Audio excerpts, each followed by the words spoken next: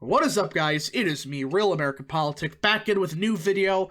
I know, content has been slow the past, 3 days or so, but I took a little bit of a break because there's a lot of content that had to come out the 2-3 week stretch of the election. But I'm back again with a new video, and today we got to take a look at the generic ballot, the House races, after the disastrous election last Tuesday for Democrats, and the fact that they're already collapsing in polls. So again, I know that Red Eagle did a video on this 2 hours ago. I was planning to make this video tomorrow, but I decided, let's just do it today because really nothing going on. But again, this was a planned video. This is going to be more into the data stuff, more into redistricting because there's some redistricting stuff.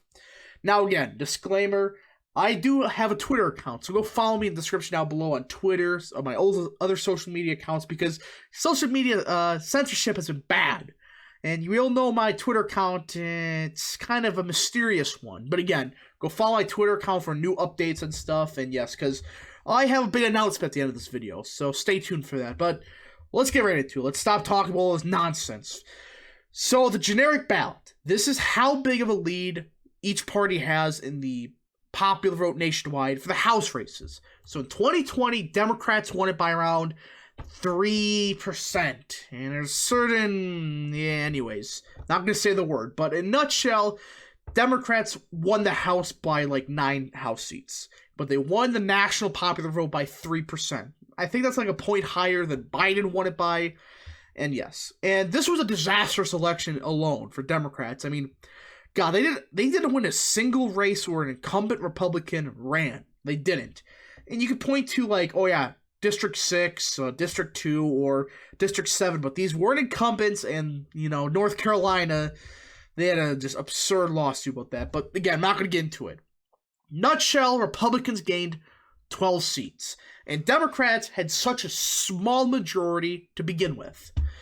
Well, you do some quick math here. Let's just go to a random district. Let's just look around. Let's say Wisconsin's third, all right? Ron Kind won it by 2.5 points.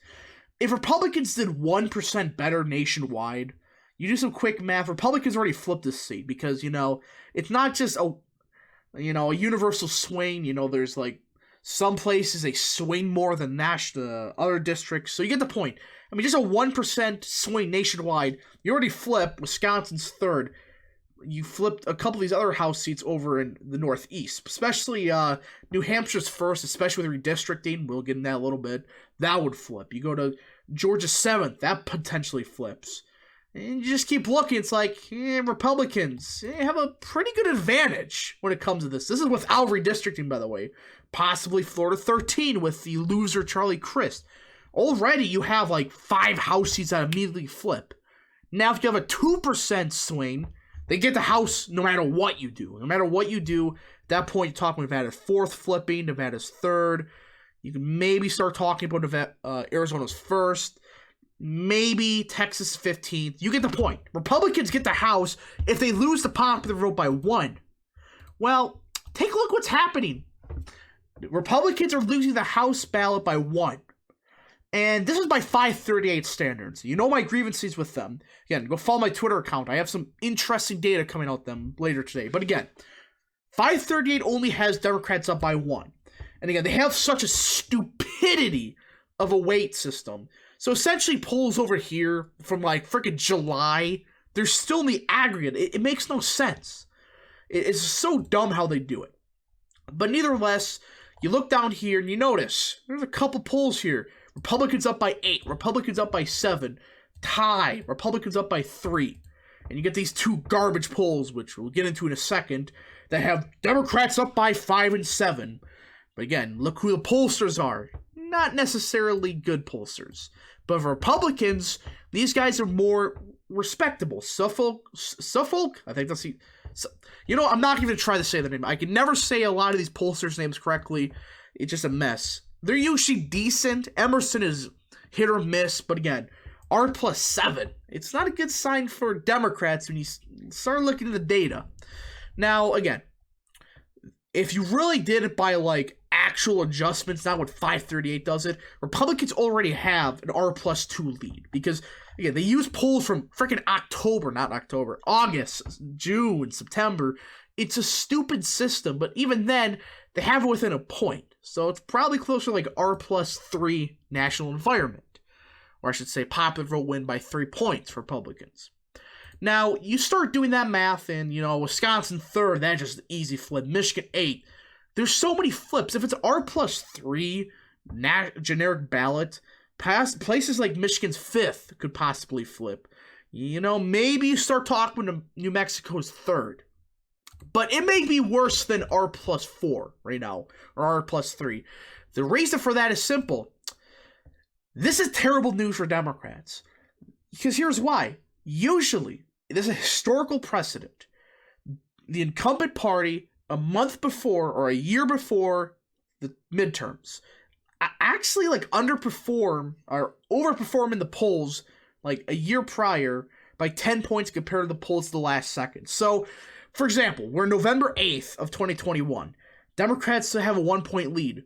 In November, it tends to be Republicans would have like a 9-point lead. That's what I mean by that.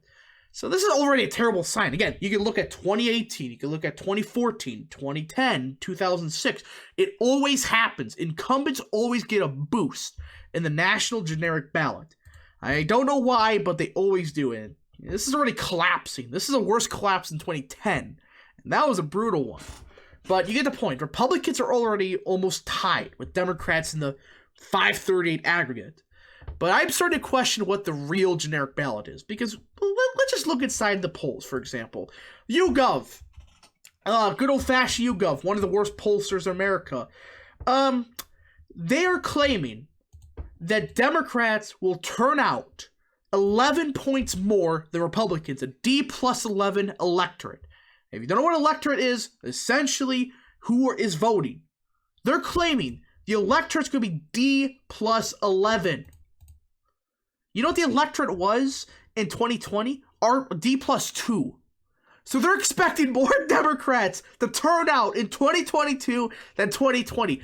That has basically never happened in the history of the midterms. It's never happened except like back in 2002 maybe. We all know what happened in 2001. So it's just a fluke. But then you look at places like, I'm not going to try, you know the pollster, you know what I'm talking about.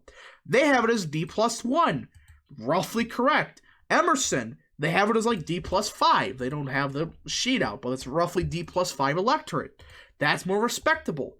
But YouGov, the one pollster showing Democrats with a big lead, have a D+11 electorate. You adjust it, Republicans have a 5-6 point edge in this poll. This is why Democrats are in panic. And why the Virginia races indicated there is a massive, massive red wave coming to the United States of America. Now, we all know this garbage. We all know that, hey, Republicans are going to flip the House by a lot. But how much is a lot? Well, let's look at redistricting. Now, I know I've been avoiding this like freaking poison. I did not want to talk about this for one reason. At the time, we had like 2 states that are redistricts. Oregon and I think it was Colorado. Now we're getting more states. And Republicans have, outside of a certain state, I'll get to it, don't worry. But outside of 1 or 2 states, Republicans redistricting has been so lucky and just a complete FU to Democrats. It's been golden. Now, I want to get this out of the way. The only GOP that's done nothing is freaking Indiana. Why? So we went from a D+7 district to a D+7 district. Indiana's first. Are you freaking serious? And these are R+30 districts right next to it. You're telling me you couldn't split this district up a little bit and make it an R+6 district? You're kidding me, right? And all they did was make it so Indianapolis is more Democrats. That's all they did. It's a complete sham.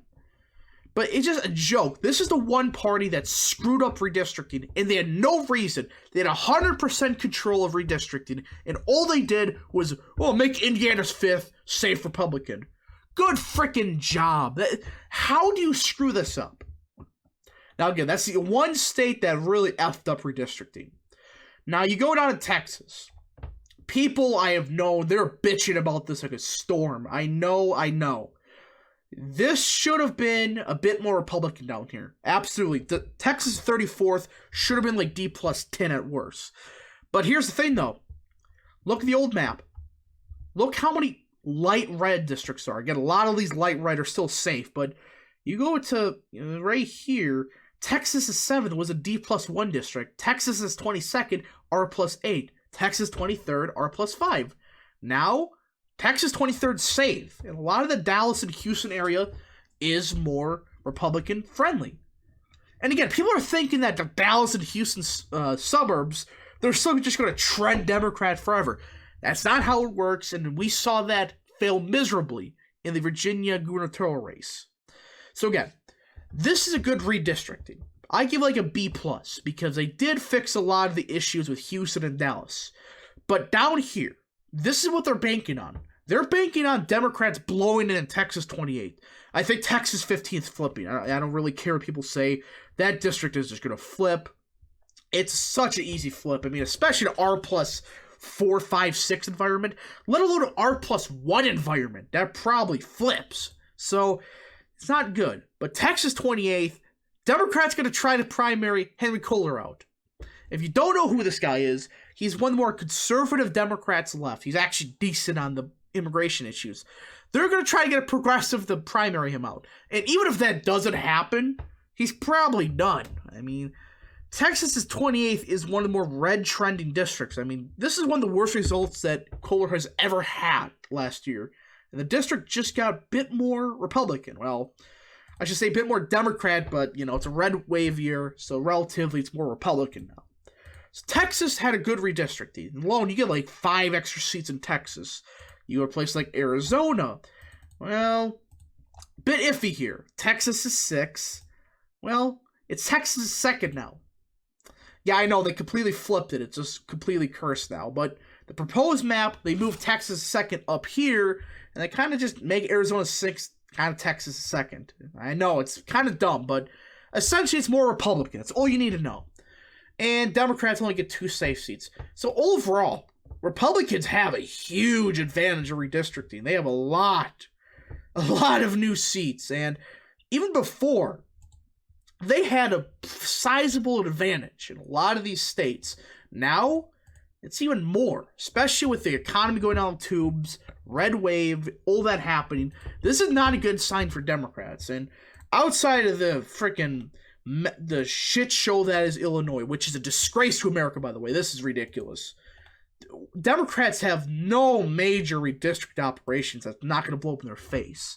So overall, I think Republicans, alone by redistricting, gains back the House substantially. But when you account for the midterm, the generic ballot, Republicans are going to have closer to 260 in the House. Right now, they have roughly like 213, I believe. They're going to have 260, I believe, as of now. It's not looking too good. And again, Democrats, they're blowing in New Mexico. They may make New Mexico 3rd flip. That's how bad it's getting. So anyways, if you enjoyed this video, smash the like button down below, subscribe, share with your friends, hit the little bell, and yes. Again, there's really, Democrats are kind of screwed 2022. And yes, thank you guys for watching. Make sure to subscribe, by the way.